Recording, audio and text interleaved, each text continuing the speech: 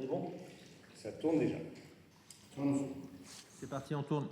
On est tellement dans le noir absolu qu'à un moment donné, les couleurs surgissent.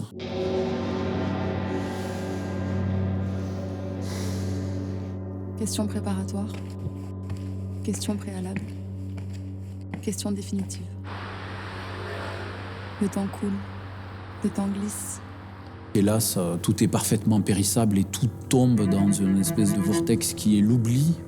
Tout se dissout. Je ne reconnais pas la compétence de votre tribunal.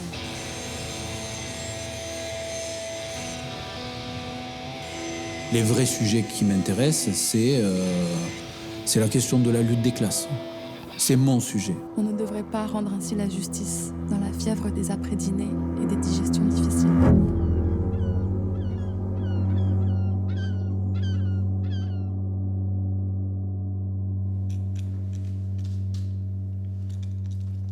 Ombre et lumière.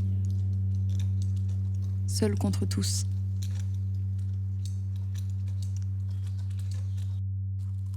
J'ai décidé, parce que c'est une décision, de faire de l'art avec ce qui m'était propre.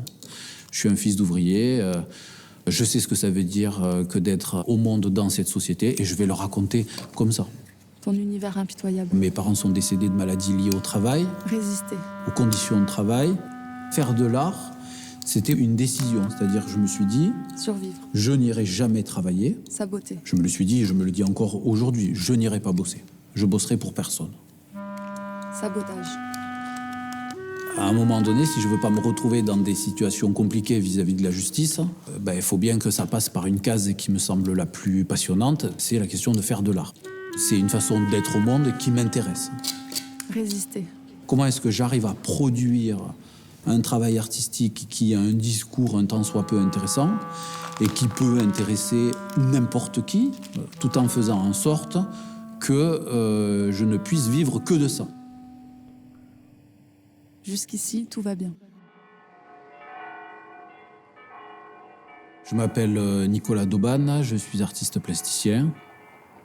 Je travaille autour de la question de la liberté et de l'enfermement. Ça s'exprime à travers l'exploration du monde carcéral, puis des espaces mémoriels. Et en fin de compte, ce qui m'intéresse, c'est de savoir comment est-ce que dans un moment de contrainte, comment chacun, chacune réagit dans ces conditions-là.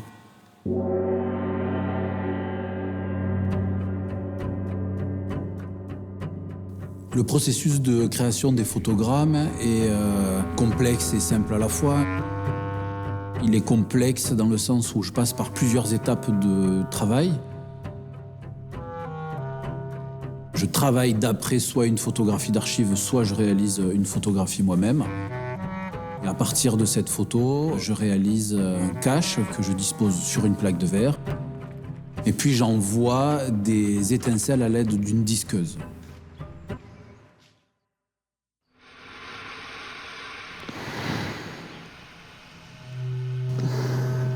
Éclat.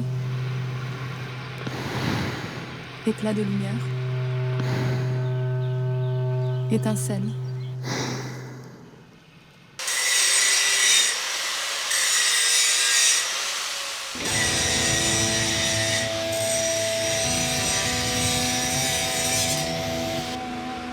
Éclat de fer. Éclat de verre. Éclat de vie. J'envoie une volée d'étincelles brûlantes, incandescentes à la surface du verre. Donc on a tous ces grains d'acier qui viennent se souder à la surface du verre.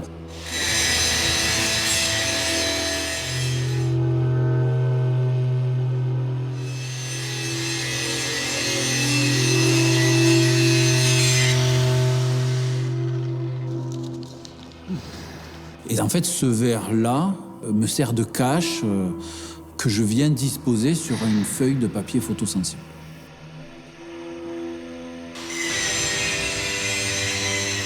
En tant qu'artiste, des fois, on passe plus ou moins par ce fantasme de faire les pièces, que ça soit usiné, etc. Mais moi, j'ai un gros problème avec ça. Moi, j'ai une disqueuse. J'ai pas un clavier, quoi. Il y a ce rapport ouvrier là-dedans qui m'intéresse. Il y a plusieurs choses qui sont superposables entre le geste artistique et le geste ouvrier. D'éprouver moi-même d'être à l'ouvrage comme un ouvrier, d'être à l'ouvrage comme quand mon père fabriquait un escalier et qu'il en comprenait tous les tenants et aboutissants. En fait, il y a quelque chose comme ça qui est assez jouissif, quoi. C'est-à-dire que l'expression du corps physique dans le fait de faire et de donner naissance à une forme. C'est-à-dire que le résultat à la fin m'appartient encore plus. J'ai vraiment la sensation, quand je fais mes photogrammes, je les tiens.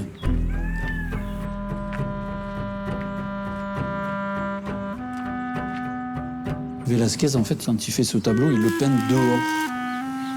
Et donc, il y a tout l'aléatoire de la matière, où il n'est pas du tout dans la maîtrise. Et en fait, c'est hyper intéressant de reprendre son tableau avec une matière, une technique qu'on ne maîtrise pas, quoi. Éclat. Éclat de lumière. Et ensuite, Jaillissement. le dessin sur le verre fait office de cache. Et puis, à distance, Fulgurance. dans un espace dans lequel on a un noir total et absolu, j'en vois une volée d'étincelles qui vient se coucher à la surface de ma plaque de verre, puis fatalement du papier photosensible. Et ensuite, on vient faire tout le processus de révélation classique.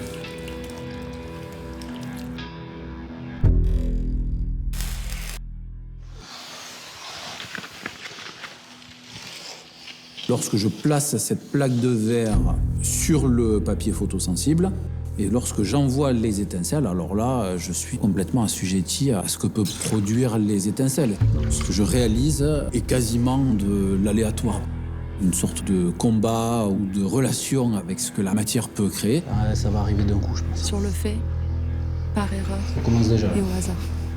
Parfois, les étincelles, elles partent pas exactement là où je pensais. Si les étincelles viennent mourir sur la plaque de verre, on peut avoir des noirs d'une profondeur extrême. Ça peut être très beau, mais si ça l'est trop, ben, tout d'un coup, c'est beaucoup moins intéressant. En fait, c'est très beau quand il y a des contrastes très forts. Des contrastes et des grosses griffures.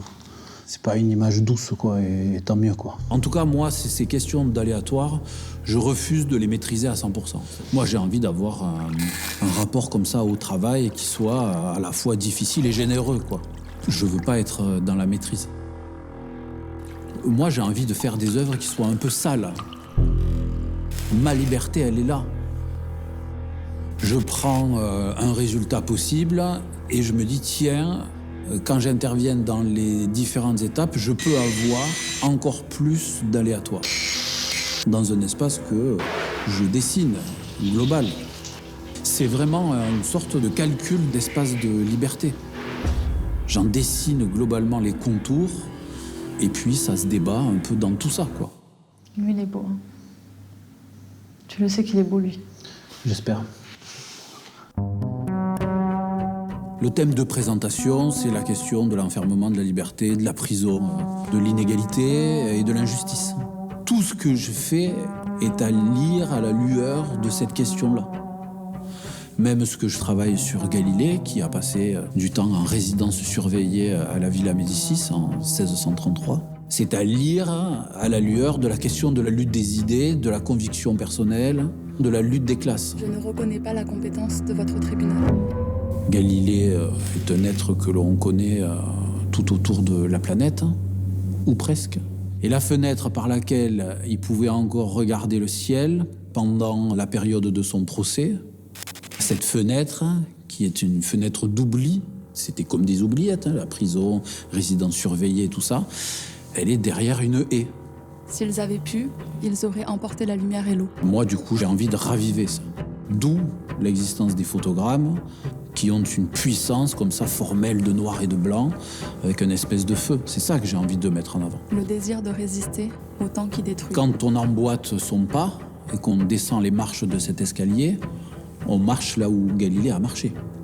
Quand on regarde à travers la fenêtre, on regarde à travers son regard. De résister au temps qui fige. Ce qui, moi, m'intéresse là-dedans, c'est que Galilée est une grande figure de l'astronomie, de l'histoire du monde, etc.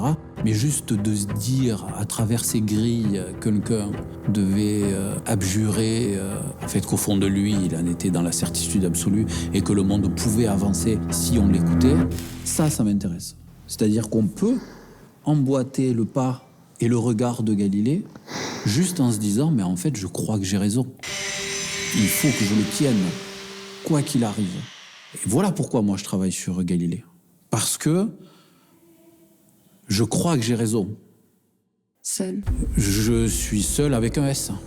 Je le pense profondément. Seul. Je suis seul avec un S parce qu'en fait j'ai plein d'alliés, quoi. Contre tous. Et contre tous, ouais. En fait, le tous, c'est le bruit, quoi. Et puis de toute façon, tout le monde, et là ce que je vais dire là, c'est voilà pourquoi je ne travaille pas sur la question ouvrière de front.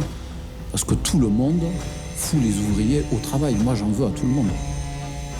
Tout le monde fout les ouvriers à l'usine et à la chaîne. Et c'est comme ça que ça ira jusqu'au bout, je pense. Le temps. On a à bouffer, nous, pour ce soir, si on bouffe tard? Non, On n'a pas des pâtes sèches, rien? faut voir. Ça, bien sûr, vous le gardez au montage. C'est la vie d'artiste.